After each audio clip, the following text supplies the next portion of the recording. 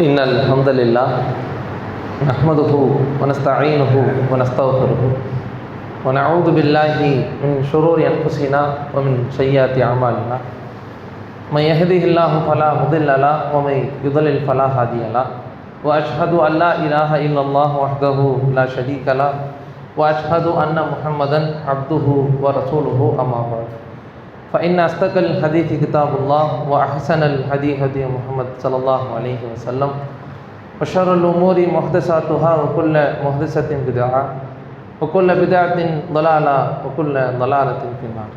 எல்லாம் அல்ல அல்லாஹ்வின் நல்லடியார்களே, அல்லாஹ்வின் மகத்தான பேரருளால் சிறப்புக்குரிய இந்த ஜும்மாவுடைய தினத்தில் அல்லாஹ்வுடைய இறை இல்லத்தில் அவனை வணங்கி வழிபட வேண்டும், அவனுடைய மார்க்கம் சம்பந்தமான உபதேசங்களை கேட்டு அதன் அடிப்படையில் நம்முடைய வாழ்க்கையை சீரமைத்து இம்மையிலும் மறுமையிலும் வெற்றி பெற வேண்டும் என்ற நல்ல எண்ணத்திலே இங்கே ஒன்று கூடியிருக்கக்கூடிய நம் அனைவரின் மீதும் அந்த ஏக இறைவனின் சாந்தியும் சமாதானமும் வற்றாத பெரும் கருணையும் என்றென்றும் உண்டாகட்டுமாக.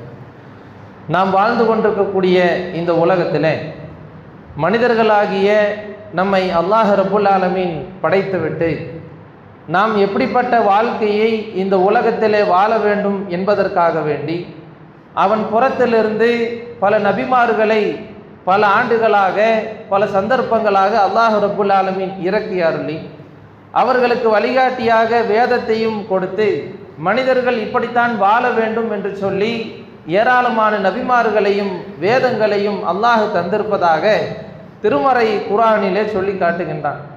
அந்த அடிப்படையிலே இறுதியாக வந்த நபிகள் நாயகம் ஸல்லல்லாஹு அலைஹி வஸல்லம் அவர்களுக்கு இந்த ஒட்டுமொத்த உலகத்திற்கும் அவர்தான் இனிமேல் இறை தூதராக இறுதி தூதராக இருப்பதனால் அவருக்கு வழங்கப்பட்ட திருமறை குர்ஆனிலே அருளப்பட்டிருக்கக்கூடிய வசனங்களும் கட்டளைகளும் நபிகள் நாயகம் ஸல்லல்லாஹு அலைஹி வஸல்லம் அவர்கள் நமக்கு போதித்த போதனைகளும் மிகச்சிறந்த முறையிலே ஒரு மனிதன் எப்படி இந்த உலகத்திலே வாழ வேண்டும், எப்படிப்பட்ட நற்பண்புகளுக்கு சொந்தக்காரர்களாக இருக்க வேண்டும் என்பதை மிகவும் நமக்கு அல்லாஹ்வின் பேரருளால் மிக அழகான பல தத்துவங்களை சொல்லி காட்டுகின்றது. அப்படி அல்லாஹ் ரப்புல் ஆலமீன் தன்னுடைய திருமறை குர்ஆனின் மூலமாக இந்த மனித குலத்திற்கு முக்கியமான ஏராளமான உபதேசங்களை அறிவுரைகளை சொல்லியிருந்தாலும் குறிப்பாக இந்த மனித குலம் உருவான உடனேயே ஏற்பட்ட முக்கியமான 3 பாவங்களை அல்லாஹ் ரப்புல் ஆலமீன் தன்னுடைய திருமறை குர்ஆனிலே எடுத்துக்காட்டி இந்த 3 பாவங்களிலிருந்தும் நீங்கள் விலகி வாழுங்கள், இது எவ்வளவு பெரிய பாரதூரமான விஷயம், இது அல்லாஹ்வுடைய சாபத்தையும் கோபத்தையும் பெற்றுத்தரக்கூடிய காரியம், இது வாழக்கூடிய இந்த உலகத்திலேயும் நாளை மறுமையிலேயும் உங்களுக்கு மிகப்பெரிய நஷ்டத்தை ஏற்படுத்தும் என்று சொல்லி நாம் விளங்க வேண்டும் என்பதற்காக, நாம் நல்ல முறையிலே படிப்பினை பெற வேண்டும் என்பதற்காக, இதனுடைய ஆபத்தை உணர வேண்டும் என்பதற்காக எவ்வளவோ விஷயங்கள் மனித குலம் படைக்கப்பட்ட அந்த நேரத்திலே நடந்திருந்தாலும் ஒரு சில விஷயங்களை அல்லாஹ் ரப்புல் ஆலமீன் மிகவும் நாம் சிந்திக்க வேண்டும் என்பதற்காக குறிப்பிட்ட சில விஷயங்களை திருமறை குர்ஆனிலே சொல்லி காட்டுகின்றான். அந்த பாவங்கள் என்ன, அதிலிருந்து நாம் எப்படி விலகி வாழ வேண்டும், அது எவ்வளவு பாரதூரமான விஷயம் என்பதை படிப்பினை பெற வேண்டும் என்பதற்காக வேண்டி அந்த 3 விஷயங்கள் இன்ஷா அல்லாஹ் இந்த ஜும்மாவுடைய நாளிலே நாம் தெரிந்து கொள்ள கடமைப்பட்டிருக்கிறோம். முதலாவது விஷயம் என்னவென்றால், அல்லாஹ் ரப்புல் ஆலமீன் ஆதம் நபி அலைஹிஸ்ஸலாம் அவர்களை நல்ல முறையிலே படைத்து அவர்களுக்கு வேண்டிய எல்லா விதமான அறிவு ஞானங்களையும் கொடுத்து அவரை மலக்குமார்களுக்கு முன்னிலையிலே வந்து நிறுத்தி எல்லா விதமான உலகத்தினுடைய பெயர்கள் அதனுடைய அறிவுகள் எல்லாத்தையுமே ஆதம் அலைஹிஸ்ஸலாம் அவர்கள் எடுத்து சொல்லி காட்டுகின்றார்கள். மலக்குமார்களுக்கு அதுவெல்லாம் தெரியல. அப்படி இருக்கக்கூடிய நேரத்தில் அல்லாஹ் ரப்புல் ஆலமீன் ஆதம் அலைஹிஸ்ஸலாம் அவர்களுக்கு கொடுத்திருக்கக்கூடிய அந்த கண்ணியத்தை அந்த சிறப்பை ஒட்டுமொத்த மலக்குமார்களுக்கு மத்தியிலேயும் அல்லாஹ் உயர்வாக காட்ட வேண்டும் என்பதற்காக வேண்டி அவருக்கு நீங்கள் பணியுங்கள், சஜிதா செய்யுங்கள் என்று கட்டளை போடுகின்றான். அப்படி கட்டளை போடக்கூடிய நேரத்தில் எல்லா வானவர்களும் அல்லாஹ்வுடைய கட்டளைக்கு அடிபணிந்து ஆதம் அலைஹிஸ்ஸலாம் அவர்களுக்கு பணிகின்றார்கள். ஆனால் இப்லீஸ் என்பவன் மட்டும் அல்லாஹ்வுடைய கட்டளைக்கு மாறு செய்து அந்த ஒரு காரியத்தை செய்யாமல் அந்த இடத்திலே வெறுமனே நின்று கொண்டு இருக்கக்கூடிய அந்த நேரத்தில் அல்லாஹ் ரப்புல் ஆலமீன் இப்லீஸ் இடத்துல கேட்கின்றான், நான் ஒரு கட்டளை போட்டனே, அது என்னுடைய கட்டளையாச்சே, நான் உன்னை படைத்தவனாச்சே, அப்படிப்பட்ட இறைவனாகிய என்னுடைய கட்டளையை மாறு செய்யக்கூடிய அளவிற்கு உன்னை உள்ளத்திலே தூண்டியது எது என்று கேட்கக்கூடிய நேரத்திலே அந்த இப்லீஸ் சொன்ன வார்த்தை, இந்த மனிதர், இந்த ஆதம் என்ற இந்த மனிதரை அல்லாஹ் நீ சாதாரண களிமண்ணினால் படைத்தாய், ஆனால் என்னை நெருப்பினால நீ படைச்சிருக்கிறாய். இந்த களிமண்ணில் படைச்ச இந்த சாதாரண மனுஷனை விட நெருப்பினால படைக்கப்பட்ட நான் சிறந்தவன், நான் உயர்ந்தவன், நான் பெருமைக்குரியவன். அப்படிப்பட்ட நான் எப்படி இந்த சாதாரண மனுஷனுக்கு பணிய முடியும்? நான் எப்படி சஜதா செய்ய முடியும்? நான் அதை செய்ய மாட்டேன் என்று சொல்லி பெருமை அடித்த இந்த காரியத்தை அல்லாஹ் ரப்புல் ஆலமீன் தன்னுடைய திருமறை குர்ஆனிலே 2வது அத்தியாயம் 34வது வசனத்திலே இந்த வரலாற்று இந்த நடந்த இந்த செய்தியை சொல்லி காட்டுகின்றான். இந்த உலகத்திலே மனிதர்களாகிய நம்முடைய உள்ளத்தில் ஆழமாக நாம் பதிவு செய்ய வேண்டிய முக்கியமான ஒரு பாவத்தை, ஒரு மிகப்பெரிய அபாயகரமான ஒரு குணத்தை அல்லாஹ் சொல்லி காட்டுகின்றான். இந்த இப்லீஸுக்கு ஏற்பட்ட அந்த பெருமை என்ற அந்த குணம் உங்களில் யாருக்கும் வந்துவிடக் கூடாது. மனிதர்களாக உள்ளத்தில் அந்த சிந்தனை கூட ஏற்பட்டுவிடக் கூடாது என்பதற்காக என்னவெல்லாமோ அந்த நேரத்தில் நடந்த உரையாடல் இருந்தும் கூட இதை அல்லாஹ் சொல்லி காட்டுகின்றான். இப்லீஸ் பெருமை கொண்டான், அகதை கொண்டான், அதனால் அவன் விரட்டப்பட்டவனாக ஆனான் என்று அல்லாஹ்வுடைய அருளில் இருந்து தூரமாக்கப்பட்டான் என்று சொல்லி காட்டுகின்றான். என்றால் நாம் நம்முடைய வாழ்க்கையிலே இந்த பண்பை, பெருமை என்ற குணம் இருக்கின்றதா இல்லையா என்பதை கொஞ்சம் நாம் சிந்தித்து பார்க்க வேண்டும். காரணம், அல்லாஹ்வுடைய தூதர் சொல்லி காட்டினார்கள். முஸ்லிம் என்ற ஹதீஸ் கிதாபிலே 149வது செய்தியாக இடம்பெற்றிருக்கின்றது. அல்லாஹ்வுடைய தூதர் சொல்கின்றார்கள், மனிதர்களே, யாருடைய உள்ளத்தில் அணுவளவு பெருமை இருக்கின்றதோ அவர் நாளை மறுமையில் சொர்க்கம் சென்று விட முடியாது.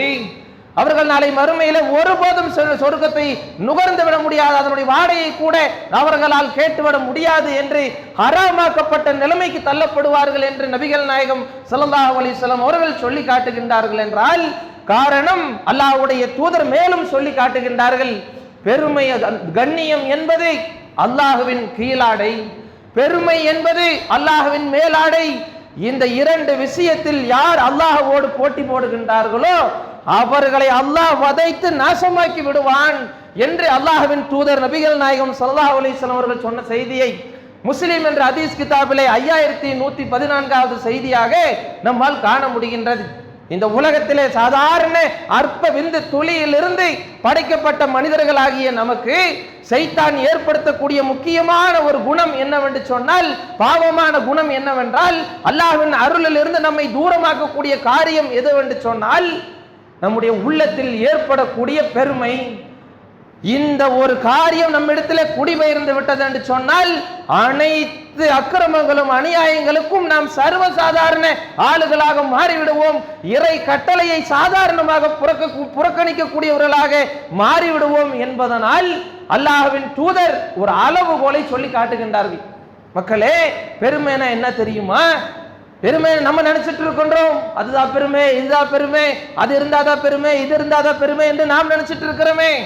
அல்லாஹ்வுடைய தூதர் ஒவ்வொரு அடியானும் தன்னுடைய உள்ளத்தில் பெருமையினுடைய அந்த அணுவளவு காரியம் கூட வந்துவிடக் கூடாது என்பதனாலே அதற்கான ஒரு அளவுகோலை சொல்லி காட்டுகின்றார்கள்.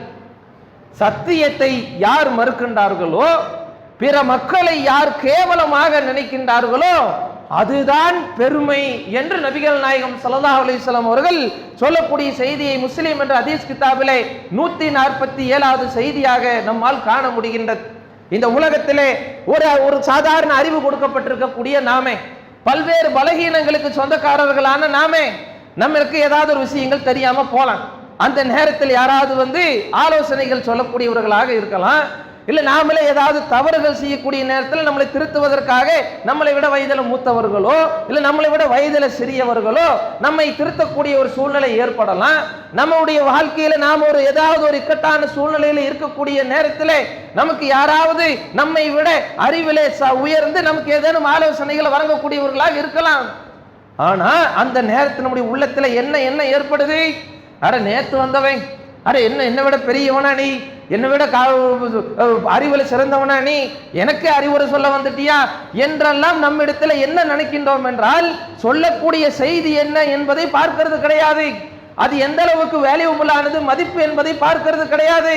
நீ எல்லாம் எனக்கு சொல்ல வந்துட்டியா என்று நாம் நம்முடைய குடும்ப உறவுகள்ல நம்ம நமக்கு அட்வைஸ் பண்ணுவாங்க, நம்முடைய மனைவி நமக்கு அட்வைஸ் பண்ணுவாங்க, நம்முடைய அக்கம் பக்கத்தில் இருக்கக்கூடிய மக்கள் நமக்கு ஏதேனும் உபகாரங்கள் ஆலோசனைகளை சொல்லுவாங்க. ஆனால் அதுவெல்லாம் இன்னைக்கு என்னை விட பெரிய ஆளா, என்னை விட பெரிய அறிவு சார்ந்தவனா, என்னை விட நீ உயர்வான சிந்தனை கொண்டவனா என்று நாம் பிறரை மட்டம் தட்டுகின்றோமே. இதை அல்லாஹ்வுடைய தூதர் சொல்றாங்க. பெருமை வந்துருச்சு உள்ளத்துல.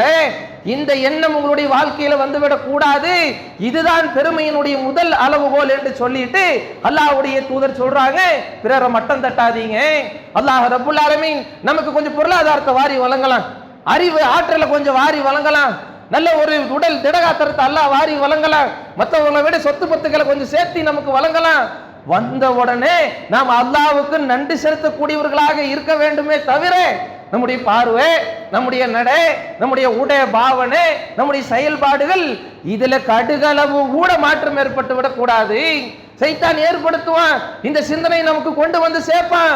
நம்ம ஆரம்ப காலகட்டங்களில் என்ன கஷ்டங்கள் அனுபவிச்சோம், என்ன சிரமங்கள் அனுபவிச்சோம், நம்முடைய வாழ்க்கை எவ்வளோ அதுல பாதாளத்தில் இருந்தது, அதுல இருந்தெல்லாம் அல்லாஹ் நம்மளை காப்பாத்தி நம்மளை நல்ல நிலைமைக்கு கொண்டு வந்து வச்சிருக்கானே என்ற சிந்தனையை சைத்தான் ஏற்படுத்தாம என்ன சிந்தனையை அந்த இப்லீஸ் ஏற்படுத்துவான் என்றால், என்னை விட பொருளாதாரத்தில் மற்றவங்க ஒரு தாழ்வு நிலையில் யாராவது இருந்தாங்கன்னா நம்மளுடைய பார்வை ஒரு மாதிரி இருக்கும். நல்ல செல்வந்தர்கள்னா நம்முடைய பேச்சு ஒரு மாதிரி இருக்கும், நல்ல அறிவு சார்ந்தவங்களா இருந்தா அவங்க கிட்ட ஒரு பேச்சு ஒரு மாதிரி இருக்கும், நல்ல ஒரு சமூகமா இருந்தா அவங்களிடத்துல ஒரு பேச்சு இருக்கும். ஒரு கிழிஞ்ச ஆடையை யாராவது போட்டுட்டு வந்தா, அல்லது ஒரு தோற்றத்தில் ஒரு வித்தியாசமானவர்களாக இருந்தா, சமூகத்திலே அவர்களுக்கு அந்தஸ்து ஏதும் இல்லைன்னா அவர்களுக்கு சபையில ஒரு மரியாதை கூட இன்றைக்கு நம்மால் வழங்கப்பட மாட்டேன் என்கின்றது என்று சொன்னால் நம்முடைய உள்ளத்துல பெருமை வந்துருச்சு. ஆனால் அல்லாஹ்வுடைய தூதர் நபிகள் நாயகம் ஸல்லல்லாஹு அலைஹி வஸல்லம் அவர்கள் எந்த அளவிற்கு நமக்கு முன்னுதாரணமாக இருந்திருக்கின்றார்கள் என்றால், ஒரு நாட்டினுடைய ஜனாதிபதி, அல்லாஹ்வுடைய தூதர், சொர்க்கத்திற்கு வாக்களிக்கப்பட்டவர், அவரை விட சிறந்த மனிதர் இந்த உலகத்தில் வேறு யாரும் கிடையாது. ஒட்டுமொத்த உலகமும் பார்த்து பயந்து நடுங்கி கொண்டிருந்த மாவீர சக்கரவர்த்தி. அந்த நேரத்தில் அல்லாஹ்வுடைய தூதரை ஒருவர் பார்ப்பதற்காக வேண்டி கிராமப்புறத்திலிருந்து வர்ற நேரத்தில் வந்து கேட்கிறாங்க, இங்க முகம்மது என்பவர் யார் அப்படின்னு கேட்கிறாங்க. ஏன்னா அல்லாஹ்வுடைய தூதர் வழக்கமா அப்படித்தான் இருப்பாங்க, அவங்களுக்கு ஒரு தனி சிம்மாசனம், ஒரு தனி கெட்டப்பு.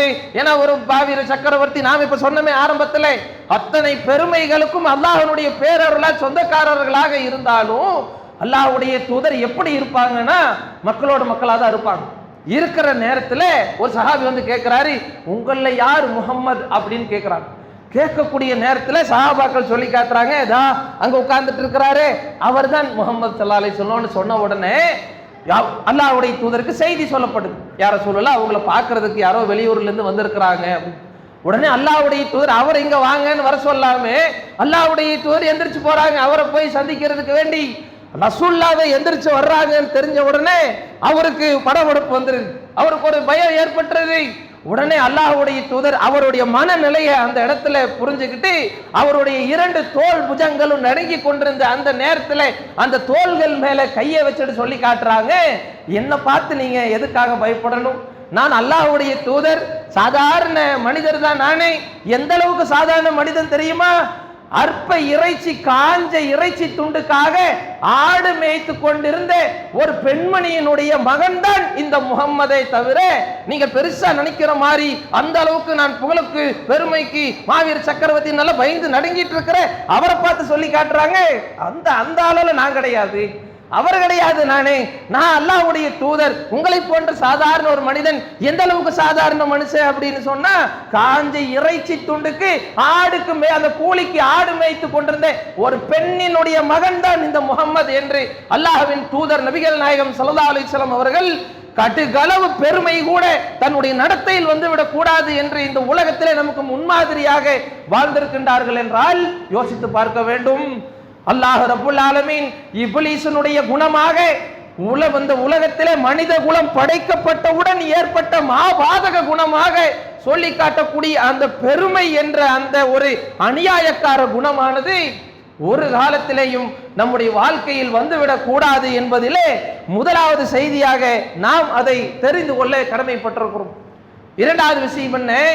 அல்லாஹ் ரப்புல் ஆலமீன் அடுத்து சொல்லி காட்டுகின்றான் என்ன நடந்துச்சு, எவ்வளவு என்ன அடுத்த பாவம் என்ன நடந்துச்சு, என்ன தீய பண்பு என்ன வரக்கூடாது என்று அல்லாஹ் அடுத்து சொல்லி காட்டுகின்றான். இந்த ஆதம் அலைஹிஸ்ஸலாம் அவர்களுக்கு அல்லாஹ் ரப்புல் ஆலமீன் எல்லா அறிவினானத்தை கொடுத்து இப்லீஸ் கட்டுப்பட அந்த மறுத்த உடனே இப்லீஸை அல்லாஹ் வெளியேற்றிட்டு ஆதம் அலைஹிஸ்ஸலாமை அவருடைய மனைவியை என்ன பண்றான்னா சொர்க்கத்தில் அல்லாஹ் குடியமர்த்துகன், அந்த எல்லா இன்பங்களையும் அனுபவிச்சுக்குங்க, அங்க சந்தோஷமா இருங்க, உங்களுக்கு எந்த கட்டளையும் கிடையாது, ஒரே ஒரு கட்டளை தான். என்ன கட்டளை? இங்க ஒரு மரம் தெரியுது பாத்தீங்களா, இந்த மரத்துக்கு பக்கத்துல மட்டும் போயிடாதீங்க, அதை போய் சாப்பிட்றாதீங்கனோ அங்க போய் இருங்கனோ அல்லாஹ் ரப்புல் ஆலமீன் அப்படி சொல்லிராம அதுக்கு பக்கத்துல கூட போயிடாதீங்க அப்படின்னு எல்லா பக்கமும் போங்க, எல்லா இடங்களுக்கும் போய் நீங்க சொர்க்கத்துல சந்தோஷமாக இருங்க நீங்க ரெண்டு பேரும், ஆனால் இந்த ஒரு இடத்துக்கு மட்டும் போகாதீங்க, இந்த ஒரு மரத்தின் பக்கம் நெருங்காதீங்கன்னு ஒரே ஒரு நிபந்தனையை கட்டளை அல்லாஹ் போடுறான். இந்த நேரத்தில் சைத்தான் அந்த இருவருக்கும் என்ன செய்கின்றான் என்று சொன்னால், இந்த ஒரு காரியத்தை அல்லாஹ் உங்களுக்கு எல்லாத்தையும் அனுபவிக்கிறதுக்கு தந்திருக்கிறான், ஆனா இந்த மரத்துக்கிட்ட மட்டும் உங்களை ஏன் நெருங்க வேண்டாம்னு சொன்னா தெரியுமா, நீங்க ரெண்டு பேரும் மலக்குகளா மாறிடுவீங்க, நிரந்தரமா இங்கேயே இருந்துருவீங்க, அந்த ஒரு காரியத்தினாலதான் அல்லாஹ் உங்களை இந்த இடத்துக்கு மரத்துக்கு வர வேண்டாங்கிறான், நீங்க அந்த மரத்தை நெருங்குங்க, அதை சாப்பிடுங்க, நீங்க வானவர்களா மாறிடுவீங்க, உங்களுக்கு இன்னும் சிறப்பான இந்த இதுலயே நிரந்தரமா இருந்துருவீங்கன்னு ஒரு பொய்யான வாக்குறுதியை, ஆசை வார்த்தையை, பேராசையை மனிதனுக்கு அல்லாஹ் தடுத்திருக்கக்கூடிய அந்த மரத்தை நெருங்குவதை குறித்து எச்சரிக்கை செய்திருந்தும் கூட இப்லீஸ் என்ன செய்யறான்னா அந்த பேராசையை ஏற்படுத்தி அந்த மரத்தை நெருங்குங்க சாப்பிடுங்கன்னு சொன்ன உடனே உள்ளத்தில் ஏற்பட்ட வசுவாசின் காரணமாக இருவரும் அந்த பழத்தை சாப்பிடுறாங்க. உடனே அவங்க வெட்கத்தலங்க, அல்லாஹ் என்ன கட்டளை போட்டானோ அதுக்கு மாற்றமாக நடக்கிறாங்க. அல்லாஹ்வுடைய கோபம் அவர்கள் இருவரின் மீதும் இறங்குது. அல்லாஹ் கட்டளை போடுகின்றான், உங்கள் இருவரையும் இந்த மரத்தை நெருங்காதீங்கன்னு சொன்னனே, சைத்தானுடைய ஊசலாட்டத்துக்கு கட்டுப்பட்டு மனோ இச்சைக்கு கட்டுப்பட்டு பேராசையினுடைய விளைவாக நீங்கள் இந்த ஒரு தவறு செஞ்சிட்டீங்களே, இனி உங்களுக்கு இங்கே இடம் கிடையாது, நீங்க பூமிக்கு போங்க, குல் நஹபித்து மின்ஹா ஜமீஆ, இங்கிருந்து இறங்கிருங்க, உங்களுக்கு என்னுடைய புறத்திலிருந்து இனி வகை செய்தி எல்லாம் வரும், இனி அதை கேட்டு இந்த பூமியில யார் வாழ்கின்றார்களோ அவர்களுக்கு லா ஹௌஃபுன் அலைஹிம் வலா ஹும் யஹ்சனூன், அவர்களுக்கு பயம் சங்கடம் இதெல்லாம் கிடையாது, ஏம மறுக்கிறானோ அவனை நரகத்துல தூக்கி போடுவேன் அப்படின்னு சொல்லி இரண்டாவது செக்ஷனை அல்லாஹ் ரப்புல் ஆலமீன் சொல்லி காட்டுகின்றான். ஆதம் அலைஹிஸ்ஸலாம் அவர்களுக்கு அவருடைய மனைவிக்கு சொர்க்கத்தையே அல்லாஹ் ரப்புல் ஆலமீன் ஏற்பாடு செய்து எல்லா விதமான அருளையும் கொடுத்திருக்கக்கூடிய நேரத்தில் உள்ளத்தில் ஏற்பட்ட வசுவாசு மனோ இச்சையின் காரணமாக சைத்தானுடைய ஊசலாட்டத்துக்கு கட்டுப்பட்டு பேராசையினுடைய விளைவாக கண்ணியத்திற்குரிய சொர்க்கத்திலிருந்தே வெளியேற்றப்பட்டிருக்கின்றார்கள் என்று சொன்னால் அல்லாஹ் சொல்லி காட்டக்கூடிய அடுத்த குணம், சைத்தானுடைய ஆசை வார்த்தைகளுக்கு நீங்கள் ஆளாகி விடாதீர்கள், பேராசைக்கு நீங்கள் மயங்கி விடாதீர்கள், அல்லாஹ் என்ன தந்திருக்கின்றானோ இந்த உலகத்தில் அதை போதும் என்ற மனதோடு ஏற்றுக்கொள்ளுங்கள். எக்காரணத்தை கொண்டும் அடுத்தவங்களை பார்த்து இந்த மாதிரி இல்லையே, அந்த மாதிரி நமக்கு வேணுமே, அது வேணுமே, இது வேணுமே என்று ஒரு காலத்திலேயும் பேராசை கொண்டு விடாதீர்கள். அது அல்லாஹ்வின் நினைவை விட்டும் உங்களை தடுத்து விடும், மறுமையினுடைய சிந்தனையை விட்டும் உங்களை தடுத்து விடும், மரணத்தை குறித்து உண்டான சிந்தனையை கூட அது தடுத்து விடும். காரணம், அது வேணும், இது வேணும், அவ்வளோ சம்பாதிக்கணும், இவ்வளோ வேணும், இந்த இடத்துல இது வாங்கணும், அங்க இடத்துல அந்த சொத்து வாங்கணும், இவ்வளோ நகநட்டுகள் வாங்கணும், இவ்வளோ ஆடை ஆபரணங்கள் வாங்கணும், அது வேணும், இது வேணும் என்று நினைத்து நினைத்து நினைத்து 100 வருஷம் 200 வருஷம் 300 வருஷம் 1000 வருஷம் இந்த பூமியில வாழ்வோம் என்ற எண்ணத்தை சைத்தான் நமக்கு மெல்ல மெல்ல ஏற்படுத்தி ஏற்படுத்தி பேராசையினுடைய விளைவாக அல்லாஹ்வை வணங்குவதற்கு நமக்கு நேரமில்லாத சூழ்நிலை ஏற்படுத்தி விடுகின்றான். இறைவனை நினைவு கூறுவதற்கு, மார்க்க பணிகள் செய்வதற்கு, ஹராம் ஹலால்களை பேணுவதற்கு இன்றைக்கு நமக்கு மிகப்பெரிய தடைக்கல்லாக இருக்கின்றான். இந்த சமூகத்திலே அல்லாஹ் ரப்புல் ஆலமீன் போட்டிருக்கக்கூடிய ஏராளமான நிபந்தனைகளை நாசமாக்கக்கூடிய ஒரு காரியம் என்னவென்று சொன்னால், போதும் என்ற ஒரு பண்பு நம்மிடத்தில் இல்லாமல் பேராசை என்றைக்கு மேலோங்குகின்றதோ அன்றைக்கு வட்டியின் பக்கம் போகக்கூடிய சமுதாயமாக இன்றைக்கு மாறுகின்றோம், விபச்சாரத்தின் பக்கம் போகக்கூடிய மக்களாக மாறுகின்றோம், அடுத்தவரை மோசடி செய்யக்கூடிய மக்களாக மாறுகின்றோம், நமக்கும் இஸ்லாத்திற்கும் சம்பந்தம் இல்லாதவர்களாக மாறி போகக்கூடிய அளவிற்கு எது நம்மை நாசமாக்குகின்றது என்று சொன்னால், அல்லாஹ் இதை தந்திருக்கிறானே, இது போது நமக்கு, இதை வச்சுட்டு வாழ்வோம் என்ற சிந்தனை நம்முடைய உள்ளத்தில் பெரும்பாலான மக்களுக்கு கிடையாது. அதைத்தான் அல்லாஹ்வுடைய தூதர் சொன்னார்கள், மக்களே, செல்வங்களை தாறுமாறாக பெற்றுக்கொள்வதற்கு பெயர் செல்வம் அல்ல.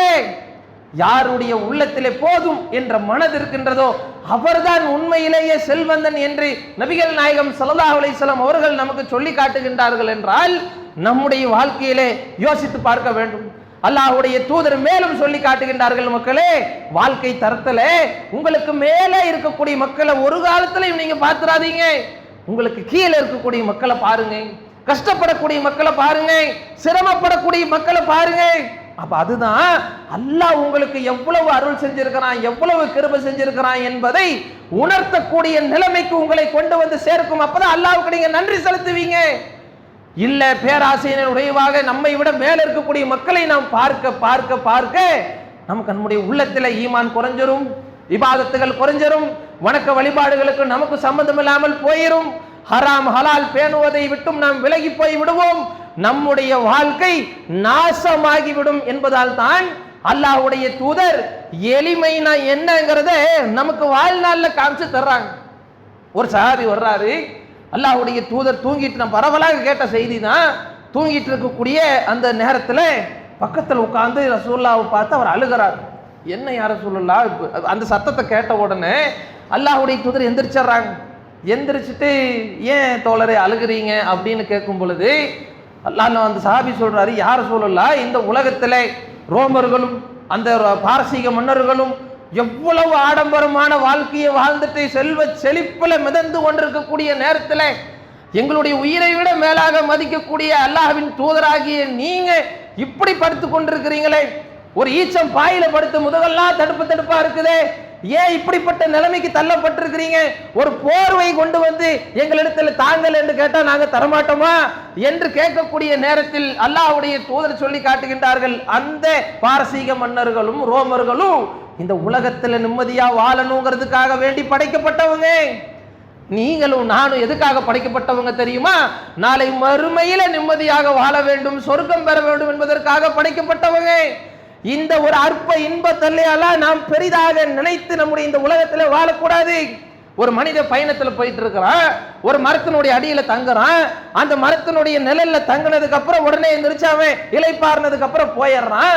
அந்த மரத்தினுடைய நிழலுக்கும் அந்த இடத்துல அவன் தங்கினானே அவனுக்கும் ஏதாவது உறவு முறை இருக்குதா, ஏதேனும் சொந்த பந்தம் இருக்குதா என்று கேட்கின்றார்கள். இல்லை, யாரும் சொல்லல, கிடையாது. அதுதான் இந்த உலக வாழ்க்கை. கொஞ்ச நாள் இங்க தங்கறதுக்காக வந்திருக்கிறோம், அப்புறம் மறுபடியும் அல்லாஹ் கிட்டயே போயிருவோம். இந்த நிலைமை சிந்தனை நம்முடைய உள்ளத்துல என்றைக்கு வருகின்றதோ அன்னைக்கு பேராசை வராது, அல்லாஹ் தடுத்த இந்த மாபாதக குற்றம் நம்முடைய வாழ்க்கையில வராது என்பதை நாம் நம்முடைய உள்ளத்திலே ஆழமாக, இந்த பேராசை என்ற சிந்தனை நம்மை நாசமாக்கிவிடும். இதிலிருந்து நாம் நம்முடைய வாழ்க்கையை பாதுகாத்துக் கொள்ள வேண்டும் என்பதை இரண்டாவது செய்தியாக நாம் தெரிந்து கொள்ள வேண்டும். இறுதியாக அல்லாஹ் ரப்புல் ஆலமீன் சொல்லி காட்டுகின்றான், மூன்றாவது இந்த மனித குலம் படைக்கப்பட்டவுடன் ஏற்பட்ட மூன்றாவது ஒரு தீய குணத்தை, தீய பண்பை தன்னுடைய திருமறை குர்ஆனிலே சொல்லி காட்டுகின்றான். ஆதம் அலைஹிஸ்ஸலாம் அவர்களுடைய இரண்டு மக்கள், ஆபில் காபில் என்று சொல்லக்கூடிய அந்த இரண்டு மக்களும் என்ன பண்றாங்கன்னா, அல்லாஹ்வுக்காக வேண்டி ஒரு விஷயத்தை நேர்ச்சை செய்து அதை குர்பான் கொடுக்கக்கூடியவர்களாக, அல்லாஹ்வின் பாதையில் அர்ப்பணிக்கக்கூடியவர்களாக இருக்கக்கூடிய நேரத்தில் ஒரு மகன் என்ன செய்கிறார்னு சொன்னா, இறையச்சத்தோடு தக்வாவோடு அல்லாஹ்வுக்காக வேண்டி இஹ்லாஸான எண்ணத்தோடு ஒரு சிறந்த ஒரு விஷயத்தை அல்லாஹ்வுக்காக வேண்டி அர்ப்பணிக்கிறார். இன்னொரு மகன் என்ன செய்கிறாருன்னா, இருக்கிறதுலே தரம் தாழ்ந்த, தனக்கு வேண்டான்னு நினைக்கிற ஒரு வேஸ்டாக இருக்கக்கூடிய ஒன்றை அல்லாஹ்வுடைய பாதையில் அர்ப்பணிக்கிறார். இந்த நேரத்தில் இரண்டு மகன்களுக்கும் இடையே உரையாடல் ஏற்படுது. இதை அல்லாஹ் ரப்புல் ஆலமீன் ஏத்துக்க மாட்டான். காரணம், யாருடைய உள்ளத்தில் இறையச்சம், அல்லாஹ்வின் மீதான நம்பிக்கை ஆழமாக இருக்குதோ அவர்கள் கொடுக்கக்கூடிய இந்த குர்பான நேர்ச்சையைத்தான் அல்லாஹ் ஏத்துக்குவான் அப்படின்னு சொன்ன உடனே இவர் உடனே இன்னொரு சகோதரர் என்ன சொல்றாருன்னா, நீ இவ்வாறு பேசின அப்படின்னு சொன்னா பொறாமையின் காரணமாக என்னுடைய எப்படி ஏத்துக்க மாட்டா, நீ எப்படி சொல்லலாம், உன்னோடது மட்டும் எப்படி ஏத்துக்குவான் நீ சொல்லலாம்னு சொல்லி ரெண்டு பேர்த்துக்கும் அந்த இடத்துல வாய் சண்டைகள் ஏற்படுது. இறுதியிலே அந்த நபர் சகோதரர் சொல்லி காட்டுறாரு, நீ இப்படியே பேசி கொண்டிருந்தால் உன்னை கொலை செய்து விடுவேன் என்று மிரட்டுறாரு. மிரட்டின உடனேயும் அவர் அல்லாஹ்வின் புறத்திலிருந்து என்னுடைய இபாதத்து தான் ஏற்றுக்கொள்ளப்படும் என்ற நம்பிக்கையில் இருக்கிறாரு. அல்லாஹ்வின் புறத்திலிருந்து உண்மையிலேயே யார் அந்த நம்பிக்கையில இருந்தாரோ அவருடைய இபாதத்து ஏற்றுக்கொள்ளப்படுது. இந்த சகோதரனுடைய இபாதத் ஏற்றுக்கொள்ளப்படலை. இது தெரிஞ்ச உடனே கோபத்தில் அந்த பொறாமையினுடைய விளைவாக உடன் பிறந்த சகோதரையே கொன்று விடுறார்.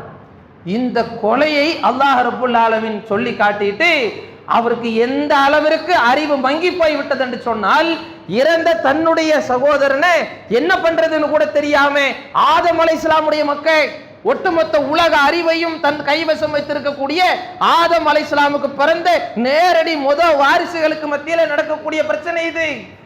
என்னன்னா இப்படி தன்னுடைய கையை விரித்த நிலையில என்ன பண்றதுன்னு தெரியாம இருக்கிற நேரத்துல அல்லாஹ் ஒரு காகத்தை அனுப்பி ஒரு குழியை தோண்டி அதுக்குள்ள எதையோ ஒண்ணு வச்சு காமிக்கிறான்.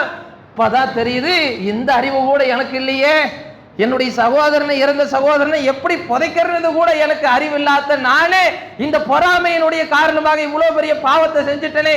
இனி உலகத்தில் நடக்கக்கூடிய எல்லா கொலைகளுக்கும் மூல கர்த்தாவாக அத்தனை பாவங்களுக்கும் காரணமாக அந்த ஆதம் நபியினுடைய மகன் காரணமாக இருப்பார். நபிகள் நாயகம் ஸல்லல்லாஹு அலைஹி வஸல்லம் அவர்கள் அந்த பங்கு அவருக்கு போய்கொண்டே இருக்கும் உலக அழிவு நாள் வரைக்கும் என்று சொல்லி காட்டுகின்றார். என்றால் இந்த பொறாமைங்கிற இந்த குணம், மூன்றாவது அல்லாஹ் சொல்லி காட்டுவது இந்த பொறாமைங்கிற இந்த குணம் நம்முடைய வாழ்க்கையில வந்துருச்சுன்னா கூட பிறந்த அண்ணன் தம்பின்னு கூட நீங்க பார்க்க மாட்டீங்கம்மா. உங்களுடைய அறிவு வேலை செய்யாதுமா. உங்களிடத்துல எந்த விதமான ஒரு கண்ணியமும் உங்களிடத்துல இருக்காது.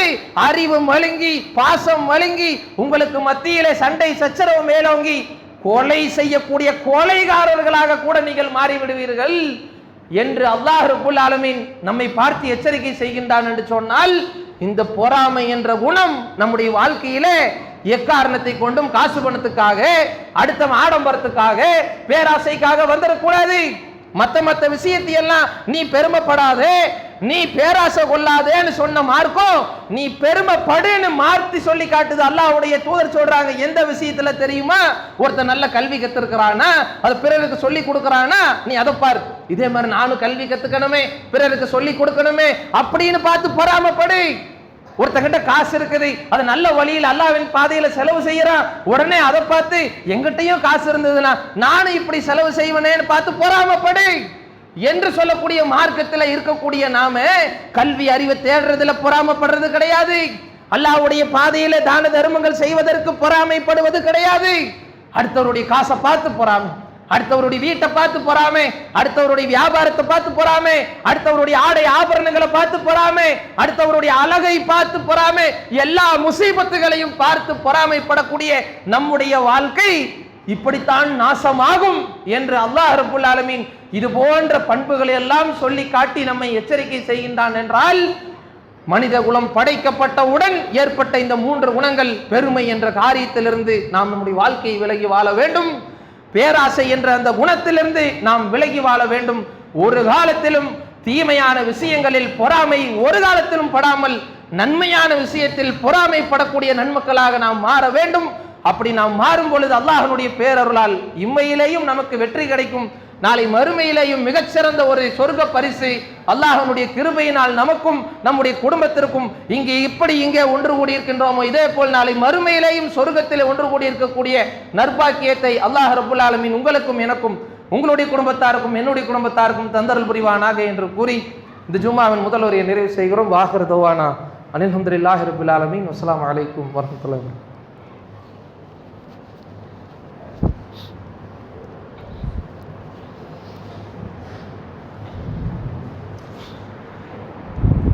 அல்ஹம்துலில்லாஹி ரப்பில் ஆலமீன். அல்லாஹும்ம ஸல்லி அலா முஹம்மதின் வஅலா ஆலி முஹம்மதின் கமா ஸல்லைத அலா இப்ராஹீம் வஅலா ஆலி இப்ராஹீம் இன்னக ஹமீதும் மஜீத். அல்லாஹும்ம பாரிக் அலா முஹம்மதின் வஅலா ஆலி முஹம்மதின் கமா பாரக்த அலா இப்ராஹீம் வஅலா ஆலி இப்ராஹீம் இன்னக ஹமீதும் மஜீத். அன்பிற்குரிய அருமை சகோதர சகோதரிகளே, அல்லாஹ் ரப்புல் ஆலமீன் நமக்கு வழங்கி இருக்கக்கூடிய ஏராளமான அருட்கொடைகள், ஆரோக்கியங்கள், மிக சிறந்த பலவிதமான செல்வங்களை இந்த உலகத்திலே அனுபவித்து கொண்டிருக்கக்கூடிய நாம் ஒவ்வொரு விஷயங்களிலேயும் விழிப்புணர்வோடு எச்சரிக்கையோடு இருக்க வேண்டும் என்று சொல்லி ஏராளமான உபதேசங்களை மார்க்கம் நமக்கு சொல்லி காட்டுகின்றது. சமீப காலமாக நம்முடைய பகுதிகள் சுற்றி இருக்கக்கூடிய எல்லா பகுதிகளிலேயும் தெரு நாய்க்களினுடைய தொல்லை நாளுக்கு நாள் அதிகமாகி மக்களையெல்லாம் கடித்து குதறி ரேபிஸ் என்று சொல்லக்கூடிய நோயானது தாறுமாறாக பரவி கொண்டிருக்கக்கூடிய சூழ்நிலைக்கு நம்முடைய சமூகம் மாறி வருவதை நம்மால் காண முடிகின்றது. இஸ்லாமிய மார்க்கம் நாய்களை கூடவே கூடாது என்று ஒரு காலத்திலும் சொல்லித்தரலை. அதற்கு என்று சில விஷயங்கள் இருக்கின்றது. ஏதாவது ஒரு பாதுகாப்புக்காக நாம் வைத்துக் கொள்வதை மார்க்கம் தடை செய்யலை. இது ஆரம்ப காலங்களில் விவசாய நிலங்களை பாதுகாக்கிறதுக்கும் ஆடு மாடுகளை பாதுகாக்கிறதுக்கும் இன்றைக்கும் அது பயன்பட்டு தான் இருக்குது. அந்த பாதுகாப்புக்காக பயன்படுத்தப்படக்கூடிய ஒரு விலங்கை இன்றைக்கு பரவலாக மக்கள் வீட்டு விலங்காக ஒரு பூனையை வளர்த்துவதை போல பல சமூகத்தை சார்ந்த மக்கள் வளர்த்தி கொண்டிருக்கிறத பார்க்கிறோம். இன்னும் தெருநாய்களுடைய தொல்லை தாராளமாக இன்றைக்கு இனவிருத்தி ஆகி நம்முடைய மக்கள் மதரசாவுக்கு வரக்கூடிய நேரத்திலையும் பள்ளிக்கூடங்களுக்கு போகக்கூடிய நேரத்திலையும் அங்கும் இங்குமாக பல விதமான தொல்லைகள் ஏற்பட்டு கொண்டிருக்கிறத பார்க்கும். இந்த நேரத்தில் நாம் சிந்திக்க வேண்டியது, இங்கே இருக்கக்கூடிய மக்கள் எல்லாம் ஒன்றிணைந்து இந்த தெருநாய்களுக்கு எதிராக, இதனுடைய வளர்ச்சிக்கு எதிராக இது என்ன பண்ணணும் ஏது பண்ணணும்னு சொல்லி முறையாக மாநகராட்சிக்கு கடிதம் கொடுக்கறது, அரசு ரீதியாக என்னென்ன நடவடிக்கை இருக்குதோ அதையெல்லாம் நாம் எடுக்க கடமைப்பட்டிருக்கிறோம். உதாரணத்துக்கு குஜராத்தில் கடந்த சில நாட்களுக்கு முன்பாக நடந்த ஒரு சம்பவம். ஒரு காவல்துறை உயர் அதிகாரி, அவர் நாய் கடிக்கவெல்லாம் கிடையாது, தன்னுடைய நகத்துல ஒரு வறண்டி வச்சிருச்சு. அதை அவர் பெருசா எடுத்துக்கொள்ளல. திடீர்னு பார்த்தா அவருக்கு ரேபிஸ் நோய் பாதிக்கப்பட்டு மிகப்பெரிய ஒரு நிலைமைக்கு தள்ளப்பட்டு உயிரிழக்கக்கூடிய சூழ்நிலைக்கு அவர் ஆளாயிட்டாரு அப்படின்னு சொல்லப்படுது. அப்ப நம்முடைய பகுதிகளில் இது போன்ற பிரச்சனை, நம்முடைய பிள்ளைய கடிச்சா என்ன செய்வோம், நம்முடைய வயசான முதியவர்கள் ஏதாவது கடிச்சா என்ன செய்யும், ஒவ்வொரு வீடியோக்களை மொபைல்களில் பார்க்குறோமா இல்லையா? மக்கள் படாத பாடுபட்டு கழுத்தை கொதறி எடுக்கின்றது. ரத்த வெள்ளத்தில் நம்ம மக்கள் மிதந்துட்டு இருக்கிறாங்க. எங்க பார்த்தாலும் ஒரு 4, 5, 10 எங்கிருந்து வருதுங்க என்று தெரிய மாட்டேங்குது. திடீரென்று மக்களை அள்ளி கொண்டு பிச்சு வீசி கொண்டு செல்வதை சமூகத்தில் பார்க்கும். இந்த நேரத்தில் நம்முடைய பகுதிகளில் இது போன்ற ஆபத்துகள் ஏற்படாமல் இருக்கணும்னா அதுக்கு நாம என்ன சட்ட ரீதியாக என்ன செய்ய வேண்டுமோ அதை செய்யக்கூடிய மக்களாகவும், இன்னும் விழிப்புணர்வோடு நம்முடைய சமூக மக்களை எங்கேயும் தனியான மக்களை எல்லாம் எங்கேயும் அனுப்பி தேவையில்லாத இது போன்ற பிரச்சனைகள்ல இழுத்து கொண்டு வந்து விடாமல், எங்க ஒரு சின்ன ஒரு நகை கீறலே ஒரு ரேபிஸ் என்ற நோயை உருவாக்கி நம்மை மரணிக்க செய்யக்கூடிய அளவிற்கு இன்றைக்கு சமூகத்தில் இந்த நாய்கடியினுடைய தொந்தரவு இருக்கின்றது என்று சொன்னால் விழிப்புணர்வு பெற வேண்டும். இதை குறித்து பிற மக்களுக்கு எடுத்து சொல்ல வேண்டும். இஸ்லாம் என்ன சொல்லுது, நாய்களை குறித்து என்ன சொல்லுது, இதெல்லாம் பார்த்தீங்கன்னா அதனுடைய எச்சில் எவ்வளவு விஷம் இருக்குதுன்னு தெரியுங்களா? இதனால தான் இஸ்லாம் நாய் வாய் வைத்த பாத்திரத்தை பயன்படுத்த வேண்டாம், அதை நன்கு கழுவி 7வது முறையாக மண்ணிலே போட்டு புரட்டி எடுத்து அதை கழுவ வேண்டும், அப்பத்தான் அந்த விஷமெல்லாம் போகும் என்று சொல்லக்கூடிய அளவிற்கு விஞ்ஞானபூர்வமான மார்க்கம் இஸ்லாம் என்றெல்லாம் இந்த சந்தர்ப்பத்திலே நமக்கு உரையாட நபர்கள் கிடைக்கும் பொழுது இதையெல்லாம் எடுத்து சொல்லக்கூடியவர்களாக மாற வேண்டும். இஸ்லாத்தினுடைய சிறப்பை எடுத்து சொல்ல வேண்டும். என்னென்ன கட்டளைகள் இதுவெல்லாமா உங்க மார்க்கம் சொல்லுது என்று பிற மக்கள் நம்முடைய மார்க்கத்தை சிந்திக்கக்கூடிய வகையில், அல்லாஹ்வுடைய மார்க்கத்தை மேலோங்க செய்யக்கூடிய வகையிலே நம்முடைய செயல்பாடுகள் சின்ன அற்ப விஷயத்திலேயும் அல்லாஹ்வுடைய மார்க்கத்தை நாம் கடைபிடித்து காட்டும் பொழுது அது மேலோங்க கூடியதாக இருக்கும் என்பதை புரிந்து கொண்டு வல்ல ரப்புல் ஆலமீன் எச்சரிக்கையோடு விழிப்புணர்வோடு இந்த சமூகத்திலே வாழக்கூடிய நன்மக்களாக நம் அனைவரையும் ஆக்கியருள் புரிவானாக என்று கூறி ஜும்மாவை நிறைவு செய்கிறோம். வாஹிர் தௌவானா அல்ஹம்துலில்லாஹி ரப்பில் ஆலமீன். அஸ்ஸலாமு